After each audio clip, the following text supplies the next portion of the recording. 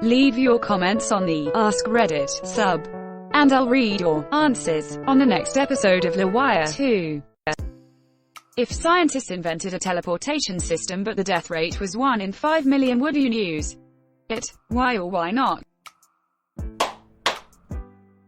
Yeah, without question. With odds like that, it's probably the safest mode of transportation you could find. I question that. If the rate is 1/5 millio per use and you use it twice a day, then your chance to die in it over your lifetime has to be calculated higher than 1 to 100. The chances of dying during your lifetime, however, 100% checkmate atheists. Accidentally teleports to a house fire. If you could teleport in, you could just teleport out, right?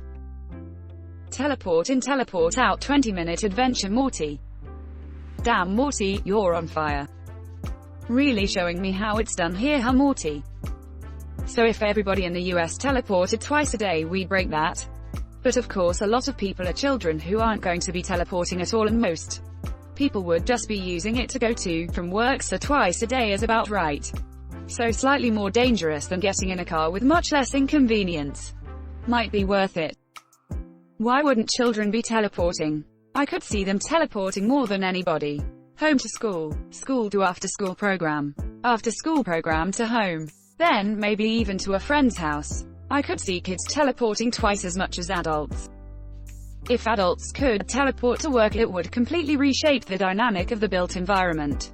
People could live in far-flung planned neo-suburban communities in whichever beautiful natural environment they wanted, and then just teleport to work 1,000 miles away. Communities could be primarily built around biking, walking, and easily closed to non-residents. So it would be much easier for children to be responsible for their own transportation. 1 in 5 million? Yes, I absolutely would. Those odds aren't that bad. 4,999,999 teleports and no deaths. Alright, you're number 5 million, step on up. What's that? Odds don't work like that. Then you have nothing to worry about. Hey, welcome to the other side. What's this gun for? Well, gotta keep those odds on point. What's that? Odds don't work like that. That's what the other 5 millionth person said. Never tell me the odds. Quote. It's only like 1,500 deaths across the plant. Those are good odds. They said the odds aren't that bad. You said they're good. I'm saying those odds are freaking phenomenal. Edit. One thing I just realized though. I came to tilde the same number as you. 1,500. But this depends on what OP means by 1 in 5 million die. As in, on average, every time someone uses it they have those odds. Or those are just the initial odds, and once you're clear you're good to go from that point on, no matter what. It's a hell of a lot better than cars, just saying. Let's say the average person drives 2 times a day for a commute.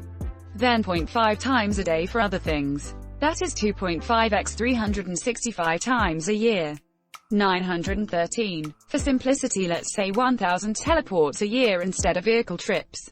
That 1 in 5 million becomes a 0.08% chance of death per year. For simplicity, let's say you do this for a 50-year traveling lifespan. You end up with a 1% chance dying to a teleporter accident in that 50-year traveling period. Current statistics are 12 deaths in 100,000 per year for cars. In a 50-year period, that breaks down to 0.6%. If you say that only 70% of the population drives, 12 deaths in 70,000 drivers per year, you end up with close to a 0.9% chance of dying in the 50 years you spend as a driver. All in all, a 10% uptick in fatalities, but a significant drop in injuries. I like those odds. Chance of collision 99%. I like those odds. Quote. Says man who died. Ah yes, my luck. 2 mil, 4 mil. Bah, I'm sure other forms of transportation have worse odds than 1 in 5 em. Deaths per billion journeys. Bus 4.3, rail 20, bank 20, car 40, foot 40, water 90, air 117, pedal cycle 170, asterisk teleportation 200. Motorcycle 1640, skydiving 7,500, space shuttle 17 million. I'd be okay with teleportation. It's only slightly worse than air travel. I definitely want. Wait, it based on the notes in the Wikipedia article though. According to statistics, a typical flight from Los Angeles to New York will carry a larger risk factor than a typical car travel from home to office. But a car travel from Los Angeles to New York would not be typical. It would be as large as several dozens of typical car travels. And associated risk will be larger as well, because the journey would take a much longer time. The overall risk associated by making this journey by car will be higher than making the same journey by air, even if each individual hour of car travel can be less risky than an hour of flight. So yeah, no teleportation for trips to the cinema. But for a trip to Australia? Sure, probably significantly safer than air travel. Edit. My third most popular post ever. Nice. Edit 2. Just want to point out that this is not trying to represent air travel as less safe. I quoted the linked article above, and it explains that it's comparing typical journeys, as we don't have any data on whether the fictional teleportation transportation system increases its risk base on distance or time. I did not see any point providing the deaths per hours or deaths per kilometer columns, as they would be meaningless when compared with teleportation, which is a flat risk per journey. Edit 3. More context on the statistics shown. The source of the data was a Wikipedia article. It cites the Risks of Travel archived September 7, 2001, at the Wayback Machine. The site cites the source as an October 2000 article by Roger Ford in the magazine Modern Railways, and based on a DETR survey. In the original article it states the table above is compiled from the planecrashinfo.com accident database and represents 1,300 fatal accidents involving commercial aircraft worldwide, from 1950 through 2008, for which a specific cause is known. Aircraft with 10 or less people aboard, military aircraft, private aircraft and helicopters are not included. Sure, I live in London. I'm sure the death rate for just stepping outside of my house is worse than this. Edit. Guys, we've been YouTube. I live in NYC and can certainly relate. Pretty sure the subway has the same death rate. I live in Manchester and I'm sure the death rate is higher staying inside my house. Depends what is the death like. If it's like Stephen King's The Jaunt, then hell no. It's longer than you think, Dad! Exclamation mark, exclamation mark, exclamation mark, exclamation mark, exclamation mark, exclamation mark, exclamation mark, exclamation mark, exclamation mark. Shared this on another post about The Jaunt. Best commentary I came across after reading The Jaunt. It's not just saying that it's a long time. It's longer than you are able to think. It's so long, all you are able to do is think. Think. Think. Time ticks by, each second firing synapses as you try to process the infinite and infinitesimal with that lump of meat that contains all that you are. Time passes, seemingly without end, a blink of an eye to the outside world. But inside the slip, without the sedative, you run out of thought before you run out of time. You exhaust your memories. Your imagination can only create so many new lives to lead. Captain Picard in the episode The Inner Light experienced a lifetime in a day.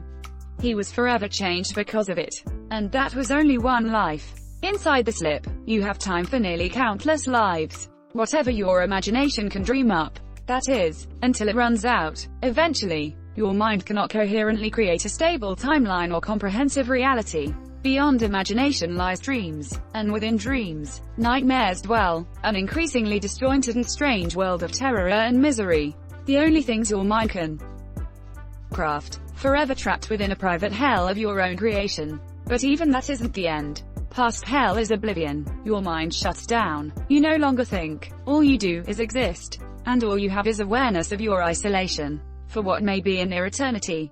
Isolation is all you have. All you are. By the time you're through the slip, your psyche has been irreparably damaged. It's longer than you think. It's longer than you think.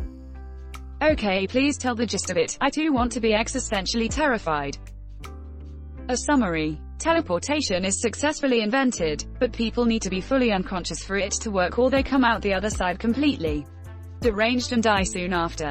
It turns out that, physically, teleportation is near instant, but mentally it seems like millions of years. If a person is left conscious, they experience millions of years of oblivion where they can still think and experience emotions, but have absolutely nothing else going on.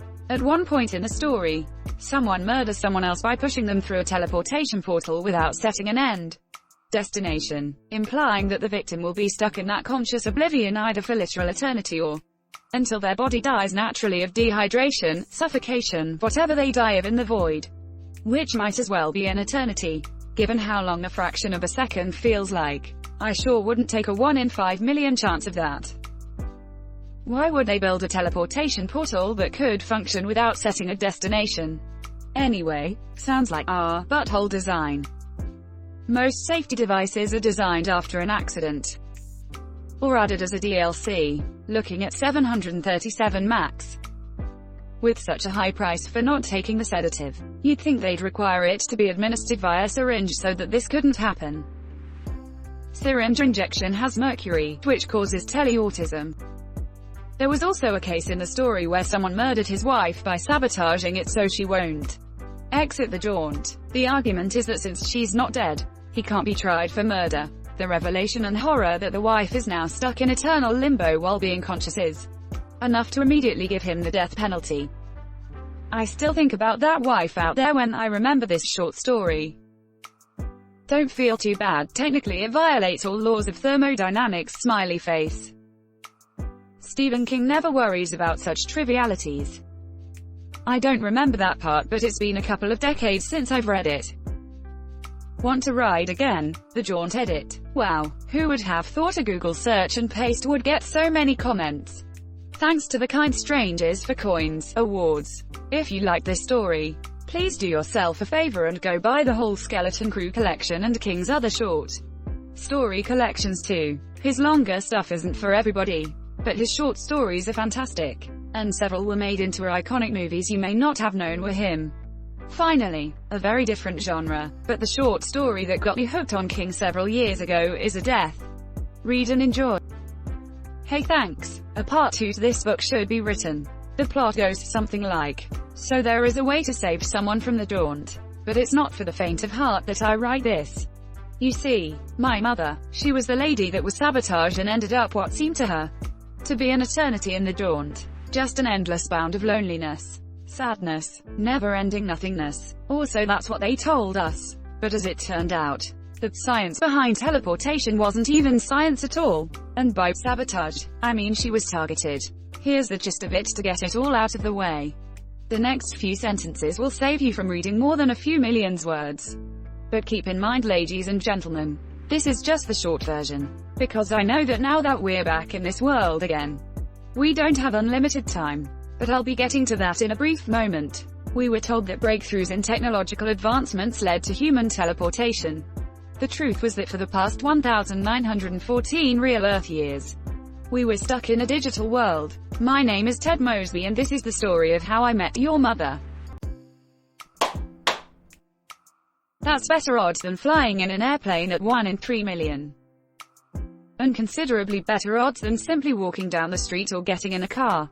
From what I can tell, this scenario means an even safer method of transportation. I would pick it over all other methods.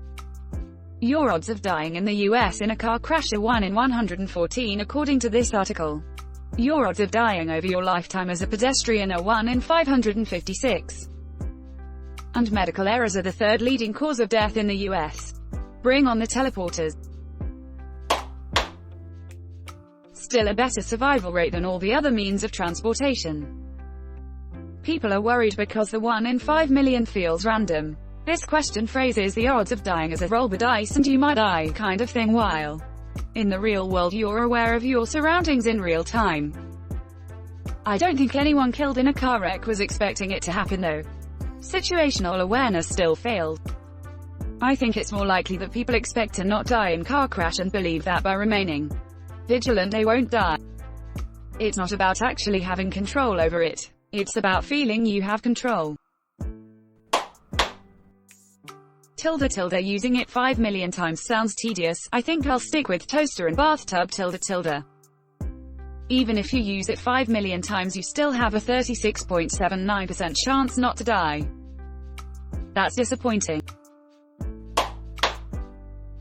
Yes, those are better odds than most transportation I think. But I would be doubtful of teleportation anyway. Who says the person going in is the same as the one getting out?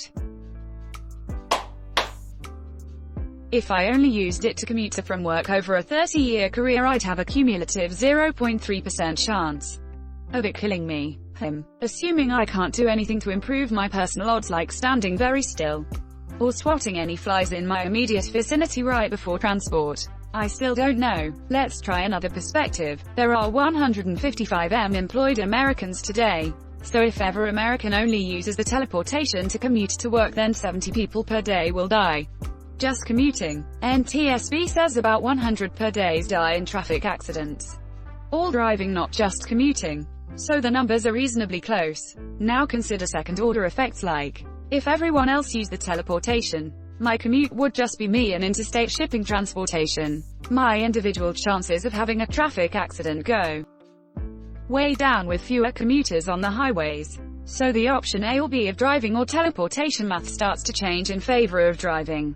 Assuming only organic matter and personal belongings, because modesty can teleport and not large crates of oranges and Barbie dolls. Also figure that with a drastically reduced number of variables on the road would make self-driving vehicles an even better, safer proposition. And my commute becomes an hour-long peace and quiet time to read or Netflix.